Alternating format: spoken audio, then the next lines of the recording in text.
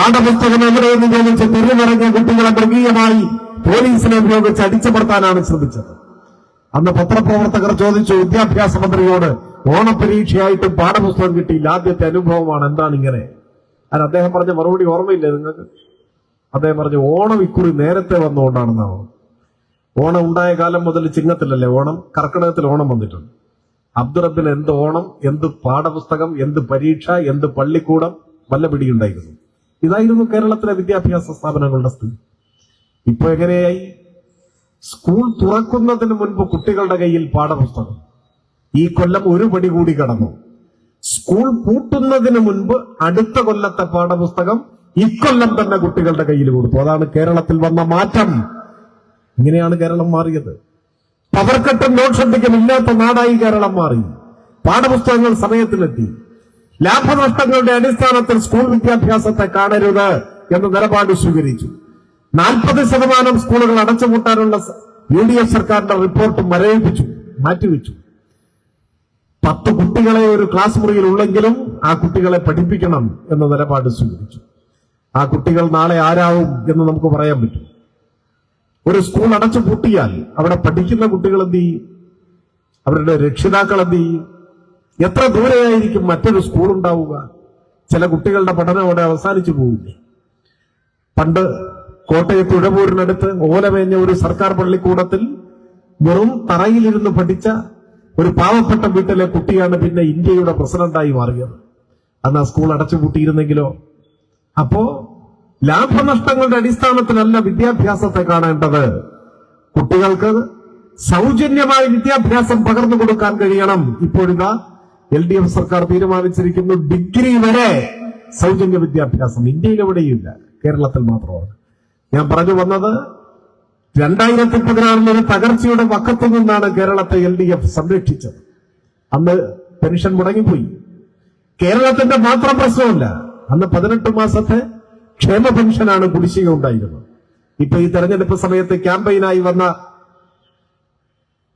തെലങ്കാന മുഖ്യമന്ത്രി രേവന്ത് റെഡ്ഡി, നിങ്ങൾ ഓർക്കുന്നുണ്ടാവും, കോൺഗ്രസിന്റെ നേതാവാണ്. കോൺഗ്രസിന്റെ നേതാവെന്ന് അങ്ങനെ പറഞ്ഞുകൂടാ, ഇപ്പൊ കോൺഗ്രസിന്റെ നേതാവാണ്.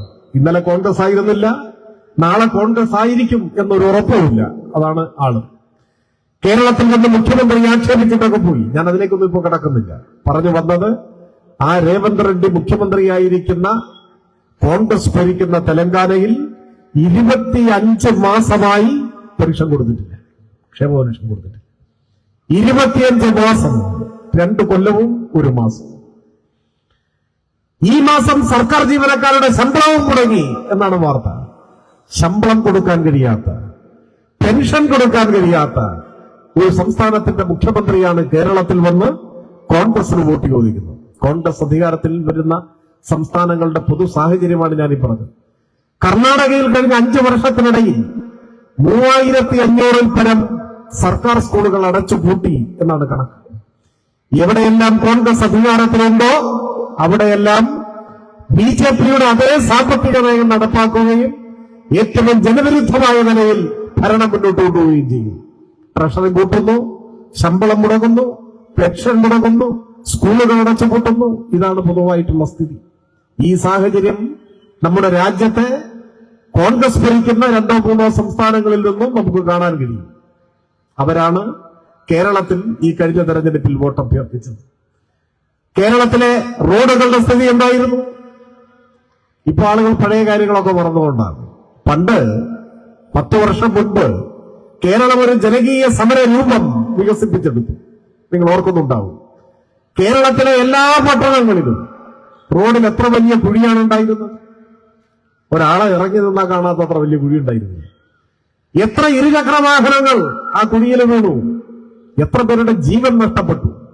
എത്ര പേർക്ക് ഗുരുതരമായി പരിക്കേറ്റു? ജീവിതം കിടക്കയിലായിപ്പോയ ആളുകളില്ലേ? നട്ടല് തകർന്ന് എത്ര അനുഭവം. എവിടെയെങ്കിലും ഒറ്റകുറ്റപ്പണി നടത്താൻ പൊതുമരാമത്ത് വകുപ്പ് തയ്യാറായി. അവസാനം ഓരോ പട്ടണത്തിലും കക്ഷി രാഷ്ട്രീയത്തിനൊക്കെ അതീതമായി നാട്ടുകാർ, ചെറുപ്പക്കാരെല്ലാം ഒത്തുകൂടി അത്തരത്തിലുള്ള കുഴികളിൽ വാഴ നടുവായി. നിങ്ങൾ ഓർക്കുന്നില്ലേ? കേരളം വികസിപ്പിച്ചെടുത്ത ഒരു തനത് സമര രൂപമായിരുന്നു വാഴ നടുക റോഡിലെ കുഴികളിൽ. എല്ലാ ദിവസവും കേരളത്തിൽ എവിടെയെങ്കിലും റോഡിൽ ജനങ്ങൾ വാഴ നട്ടുകൊണ്ടേയിരുന്നു. ഇപ്പൊ അങ്ങനെ എവിടെയെങ്കിലും കാണുന്നുണ്ടോ? എന്തുകൊണ്ടാണ് അങ്ങനെ കാണാത്തത്? ഇനി വാഴ നടണ്ട എന്നാരെങ്കിലും തീരുമാനിച്ചിട്ടാണോ? അല്ല, ഇപ്പോഴും റെഡിയായി വാഴയൊക്കെ ആയിട്ട് കാത്തിരിക്കുകയാണ് കുറച്ച് സുഹൃത്തുക്കൾ. പക്ഷെ വാഴ കരിഞ്ഞു പോവുകയല്ലാതെ നടാൻ പറ്റുന്നില്ല. കാരണം എന്താണ്? ഒരു കുഴി കിട്ടിയിട്ട് വേണ്ട അവിടെ വാഴ നടാൻ. കേരളത്തിൽ എവിടെയെങ്കിലും റോഡിൽ ഇപ്പോ അങ്ങനെ അപകടകരമായ കുഴിയുണ്ടോ? എങ്ങനെയാണ് മാറിയത്?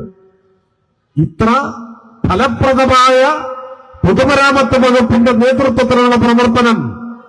ദേശീയപാത വികസനത്തെ കുറിച്ചല്ല ഞാൻ പറയുന്നത്. സംസ്ഥാന ഹൈവേ, മറ്റ് പ്രധാനപ്പെട്ട റോഡുകൾ എല്ലാം, എല്ലാറ്റിനും പുറമെ പഞ്ചായത്തിന്റെയും മുനിസിപ്പാലിറ്റിയുടെയും എല്ലാം അധീനതയിലുള്ള ഗ്രാമീണ റോഡുകൾ, ആ റോഡുകളുടെ നവീകരണത്തിനും ആയിരക്കണക്കിന് കോടി പ്രതിവർഷം ചെലവഴിക്കാൻ സർക്കാർ തയ്യാറായി. അതിന്റെ ഭാഗമായി എത്ര റോഡുകൾ നമ്മുടെ നാട്ടിൽ നന്നായി, ഏറ്റവും മികച്ച നിലവാരത്തിലേക്ക് വന്നു.